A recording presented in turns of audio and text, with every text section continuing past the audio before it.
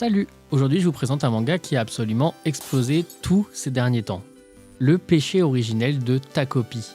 Et honnêtement, quand je dis que ça cartonne, c'est vraiment pas de la blague. Son adaptation en animé vient de faire un truc dingue. Je vous le dis direct, c'est le premier animé de l'histoire à avoir tous ses épisodes au-dessus de 9 sur 10. C'est juste insensé. On parle d'une moyenne à 9,4. C'est vraiment une pépite qu'il faut voir. Et le manga, c'est aussi une bête. Les dessins sont magnifiques, la mise en page est parfaite, et on a des surprises sur des changements de page. C'est bien plus que juste une histoire cool, c'est hyper sombre, psychologique et franchement dérangeant par moments. Tout ça grâce à une chose que le manga arrive à parfaitement mettre en place, le harcèlement scolaire. Mais pas comme on le voit habituellement.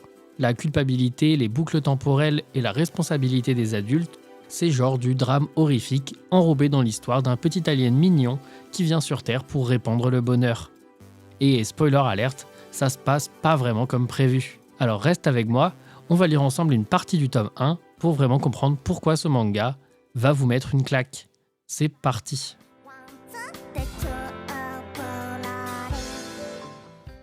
Tout a commencé avec une rencontre.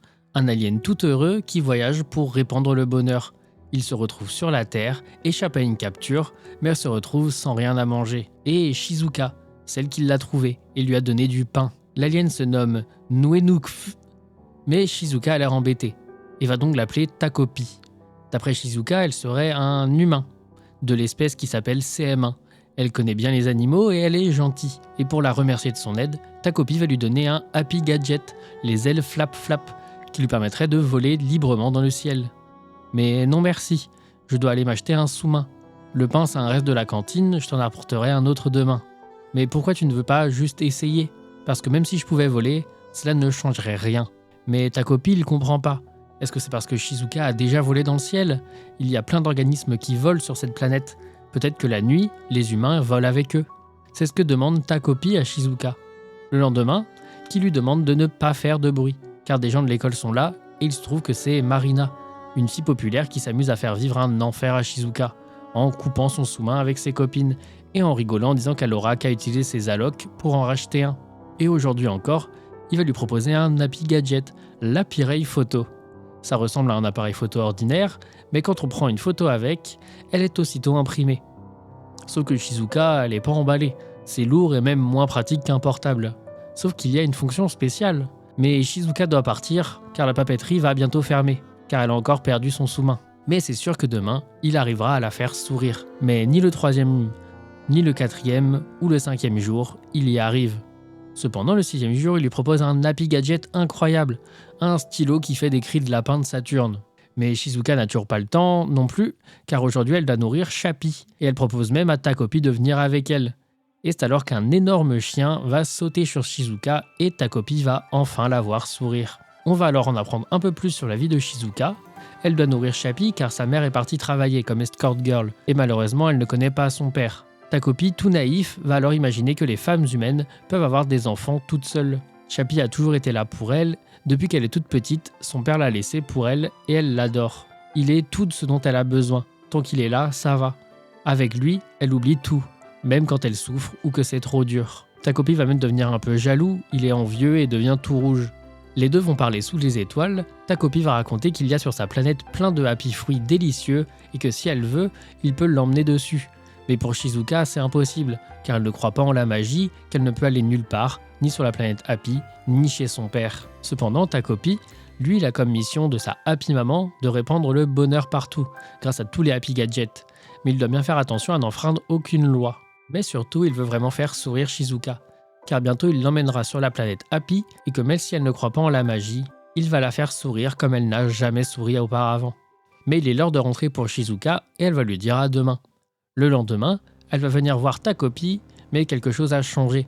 Elle est couverte de bleu, le collier de Chappie vide dans les mains. Elle dit qu'elle s'est disputée avec une amie. Takopi comprend alors que quand les humains se disputent, leur couleur de visage change. Il dit même que lui, quand il est embarrassé, il devient tout rouge. Et cette fois-ci, il a un gadget parfait pour ça, le ruban de réconciliation. Si elle l'attache à son petit doigt et à celui de son ami, elles seront tout de suite réconciliées. C'est pratique, répond Shizuka, qu'elle en aurait bien besoin, mais qu'elle préférerait le faire toute seule, qu'elle n'a pas besoin de l'aide de ta copie pour ça. Sauf que la loi dit qu'il faut absolument un happien présent pour utiliser un happy gadget. Mais Shizuka va insister et ta copie va lui donner le ruban. Shizuka va partir, le ruban à la main. Ta copie, il a confiance. Il dit qu'il n'a pas besoin de s'inquiéter, mais quand même, il ne peut pas s'empêcher d'aller la voir. Qu'il ne doute pas qu'elle va arranger les choses avec son ami.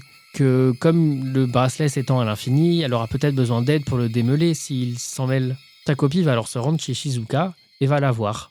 Le ruban non pas autour de son petit doigt, mais autour de son... Mais ce ruban, il ne fonctionne pas si tu l'accroches à une poutre. C'est pas grave, je vais te réexpliquer comment ça marche. Tu peux descendre, Shizuka. Shizuka. Shizu, elle est morte. Ta copie va alors se demander pourquoi. Pourquoi elle est morte avec le ruban qu'il lui a donné. La loi, c'est peut-être parce qu'il a enfreint cette loi. Peu importe dans l'univers, la mort reste la même. Il n'y a aucun moyen de l'inverser. Aucun gadget ne peut ressusciter quelqu'un. Cependant, quand on prend une photo, elle est aussitôt imprimée. Mais l'appareil, il a une fonction spéciale, n'est-ce pas? Celle de remonter le temps. Il ne peut garder qu'une seule image et quand on la lit avec, on peut retourner au moment où la photo a été prise. Et de retour au 7e jour depuis que ta copie est sur la Terre. Il a rencontré ce qu'il s'appelle des humains et apparemment quand quelqu'un saute la vie, cela s'appelle un suicide. Pourquoi un tel acte existe et pourquoi tu l'as commis? Comme je ne comprends pas, je veux te poser la question. Je veux discuter avec toi et te connaître mieux. Et surtout réfléchir à un avenir où tu ne meurs pas. Shizuka, demain c'est sûr, je te ferai sourire. Shizuka ne va pas tout comprendre car ta copie s'est juste arrêtée de bouger avec l'appareil en main. Il va revoir la photo et avoir une petite larme à l'œil. Mais ce n'est rien, il dit. Et Shizuka va alors repartir, mais avant, comme il veut en savoir davantage sur elle, il va alors lui demander de l'emmener à l'école avec elle. Ta copie découvre alors ce que c'est l'école, et il va alors pouvoir en apprendre plus sur Shizuka. Marina va arriver, saluant Shizuka la sangsue, en lui disant qu'elle est toujours aussi puante. On va également apprendre que ta copie a utilisé un gadget pour se cacher afin qu'il ne finisse pas à la fourrière. Une épingle qui permet de se faire passer pour une fleur dans les cheveux de Shizuka. Cela va lui permettre d'observer Shizuka et peut-être en savoir plus pourquoi elle est morte. Marina va alors encore se moquer d'elle en volant son cahier et dire qu'elle n'a pas fait ses devoirs. Ta copie va alors se dire que c'est pour ça. Elle était triste d'avoir oublié ses devoirs. Il va alors revenir dans le temps et lui dire la réponse. Et Shizuka va alors bien répondre à la question de son prof, chose que Marina ne va pas faire et va donc se venger en lui faisant manger énormément et en la faisant culpabiliser de laisser des restes. Ta copie va alors l'aider en aspirant toute la nourriture, ce qui va encore choquer Marina. La journée se finit et ta copie va demander si elle et Marina se sont disputés. Car quand un happien se querelle avec quelqu'un, il cache le happy papier de l'autre pour attirer son attention. Et que comme Marina a pris son cahier et qu'elle la fixe tout le temps, ça veut sûrement dire qu'elle veut faire la paix avec elle. Et dans ce cas-là, il faut vite y remédier. De retour à l'école, des filles vont dire à Shizuka que Marina veut lui parler et qu'elle lui donne rendez-vous au gymnase à la pause déjeuner. Sauf que Shizuka va alors se cacher dans les toilettes et ne pas vouloir y aller. Les larmes aux yeux, ta copine n'arrange rien en lui posant des questions et en ne comprenant pas vraiment ce qui se passe. C'est alors qu'il va décider d'aller à la place de Shizuka voir Marina, grâce à un fameux Happy Gadget qui lui permet de prendre l'apparence de quiconque y met un petit bout de peau. Ta copine va alors vouloir se charger de leur réconciliation, car même les grosses disputes peuvent être résolues avec une bonne discussion.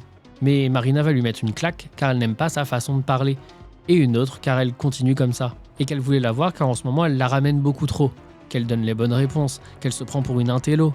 Sauf que ta copie, il comprend pas, ses joues sont chaudes, les larmes lui montent aux yeux. C'est pas discuter ça. Sur sa planète, on ne touche pas les autres aussi fort. Qu'est-ce que t'as? Dit Marina avec des yeux assassins et son pied qui vient frapper le visage de ta copie, qui a peur. Et c'est ainsi qu'une ruée de coups arrive et ta copie qui ne peut qu'avoir peur et mal. Et la seule chose qu'il veut, c'est s'enfuir. Mais c'est alors que sa voix va sortir malgré la douleur. Marina, écoute. Je ne sais pas pourquoi tu agis comme ça, mais je suis sûr qu'en discutant, on arrivera à se comprendre. Alors, t'es bien la dernière personne avec qui j'ai envie de discuter, espèce de loque humaine. Ta mère n'est qu'un déchet qui vit aux dépens des hommes. Si t'as le temps de me faire la morale, alors rends-moi mon père. Et c'est encore avec les yeux vifs qu'elle lui sort un stylo et lui redire qu'elle lui avait dit de ne plus parler comme ça. Ta copie va alors revenir dans le temps encore une fois, mais pourquoi Marina fait ça? Et se demande si c'est pas sa faute, car c'est lui qui a donné la réponse du prof, c'est lui qui a mangé sa nourriture. On est de retour dans les toilettes, et Shizuka cette fois va aller voir Marina. Ta copie, lui, toujours en remise en question, se demande si elle est dans le pétrin à cause de lui, qu'il doit prendre sa place, et que cette fois c'est sûr, il va tout arranger. Cette fois, il y arrivera.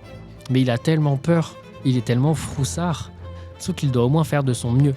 Il va alors reprendre l'apparence de Shizuka et cette fois courir dans les couloirs en demandant à son maître ou quelqu'un de venir aider, car près du gymnase il se passe quelque chose. C'est alors que Shizuka, le visage couvert de bleu, et Takopi sur son épaule, remercie Azuma, un camarade de classe qui est venu, et demande si Shizuka veut qu'il aborde le sujet au conseil de classe, mais non, ça ira. Et même peut-être à Monsieur Odoya, il est souvent au conseil des élèves, mais toujours pas. De toute façon, ça ne changera rien. Shizuka part, et Azuma a l'air triste de ne rien pouvoir faire pour elle. De retour au parc, Shizuka va demander si c'est lui qui allait chercher un professeur, car il a trouvé ça bizarre que Shizuka vienne le chercher alors qu'elle se faisait embêter au gymnase. Mais au moins, grâce à ça, elle s'en sort qu'avec quelques petites blessures au visage. Et elle remarque qu'en ce moment, Takopi fait plein de choses pour l'aider. Lui donner des réponses, trouver son cahier, avec la nourriture. Mais Takopi intérieurement, lui, il se dit que c'est de sa faute si elle a tant souffert aujourd'hui. Sauf que Shizuka, depuis que sa mère et le père de Marina s'entendent bien, c'est toujours comme ça à l'école. Elle s'est toujours dit qu'il n'y avait rien d'amusant dans sa vie et qu'il ne lui arrivait que des bricoles. Mais ces derniers temps, ce n'est pas si mal. Takopi s'excuse et même s'il n'est qu'un bon à rien, il va continuer d'essayer de la sauver et alors elle n'aura pas à mourir. Et je vous invite à lire ou regarder la suite de votre côté, si cela vous a donné envie. Le manga il est très court, c'est 2 tomes disponibles en France bien sûr, et il y a également une adaptation en animé en 6 épisodes. Si j'ai réussi à vous donner envie de découvrir cette œuvre incroyable, vous pouvez le dire dans les commentaires et vous abonner. Merci à tous et bisous.